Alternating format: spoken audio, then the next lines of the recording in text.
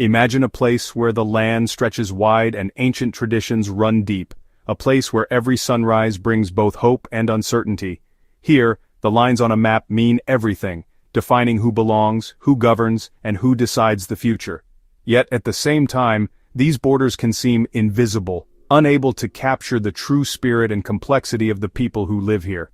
In the Sool and Sanaag regions of the Horn of Africa, these lines shape daily life and identity, influencing everything from language and culture to the way people see themselves and their neighbors. Somaliland, which declared independence in 1991, claims these regions as part of its nation, while Somalia insists they remain within its borders. This ongoing dispute has left the people of Sool and Sanaag in a state of limbo, their loyalties and futures uncertain. For the Dulbahante and Warsangali clans who live here, this is their ancestral home, land passed down through generations. But now, their future is caught in a political tug-of-war, with each side claiming their loyalty and their land. The recent formation of the SSC Katumo administration by local leaders has added urgency and complexity to the situation as new voices and aspirations emerge, demanding to be heard. This story is about more than borders. It's about identity, sovereignty, and the universal desire for peace. It's about families striving for stability and communities seeking recognition and respect.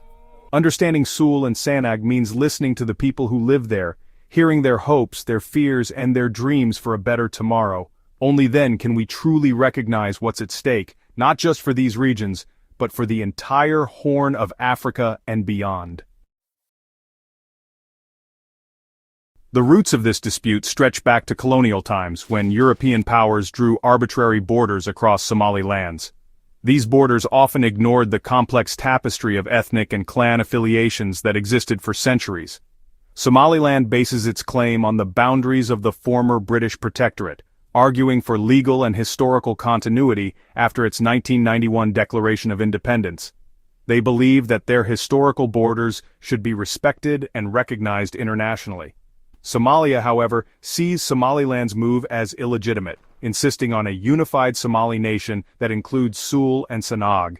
They argue that the unity of the Somali people is paramount and should not be compromised by colonial-era divisions. The clans in these regions, especially the Dulbahante and Warsangali, have strong kinship ties to Puntland and the wider Somali community, complicating loyalties. These clans often find themselves caught between the competing claims of Somaliland and Somalia.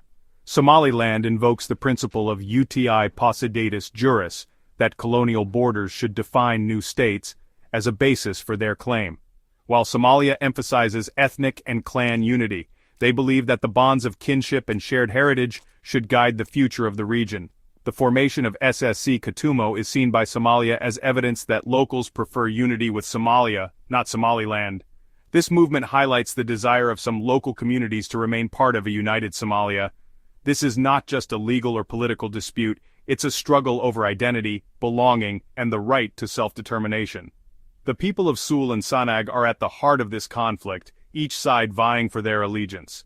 The heart of the conflict: who gets to decide the future of Sool and Sanaag? The answer to this question will shape the destiny of the region and its people for generations to come. Somaliland's government stands firm in its convictions, presenting itself as the legitimate authority over its territory and people. Its sovereignty and borders, inherited from the British protectorate era, are seen as non-negotiable foundations of its identity. Somaliland's leaders emphasize that these boundaries are not just lines on a map, but the result of a unique historical journey and a collective will to self-govern. In Hargeisa, the emergence of SSC Katumo is viewed as a direct and serious threat to Somaliland's territorial integrity. Officials accuse Somalia of fueling divisions and interfering in local affairs, further complicating an already tense situation. Somaliland points to its record of peace, stability, and democratic governance, contrasting it sharply with the ongoing instability, violence, and humanitarian crises that have plagued southern Somalia for decades. The government insists that only it can provide security, essential services, and a sense of order in Sool and Sanaag. Yet, it also signals a willingness to engage in dialogue, provided that Somaliland is recognized and treated as a separate, sovereign state in any negotiations. On the diplomatic front, Somaliland urges the international community to respect its established borders, and warns that supporting clan-based entities like SSC Katumo risks undermining not only Somaliland's stability, but also the fragile peace across the Horn of Africa. Somaliland's leaders argue that full international recognition is not just a political goal, but the key to unlocking lasting peace, economic growth, and development for their people. While Somaliland remains prepared to defend its territory if necessary, its public message is one of restraint, urging all parties to seek a peaceful and negotiated resolution to the crisis. The stakes are high. Recognition, stability, and the future of the region hang in the balance as Somaliland calls for dialogue and mutual respect. For people in Sool and Sanaag, political disputes translate into daily uncertainty and hardship. Recent clashes have brought violence to towns like Lasanad and Dahar, disrupting lives and livelihoods. Competing authorities mean confusion over who provides basic services, leaving communities neglected. Economic instability drives young people to leave, while families struggle to maintain normalcy amid fear. Many locals, especially from the Dulbahante and Warsangeli clans, feel marginalized by Hargeisa and seek greater self-representation. The push for SSC Katumo reflects a desire for local control and recognition. Despite adversity, communities show resilience, supporting each other and longing for peace. Above all, they want security, stability, and a say in their own future.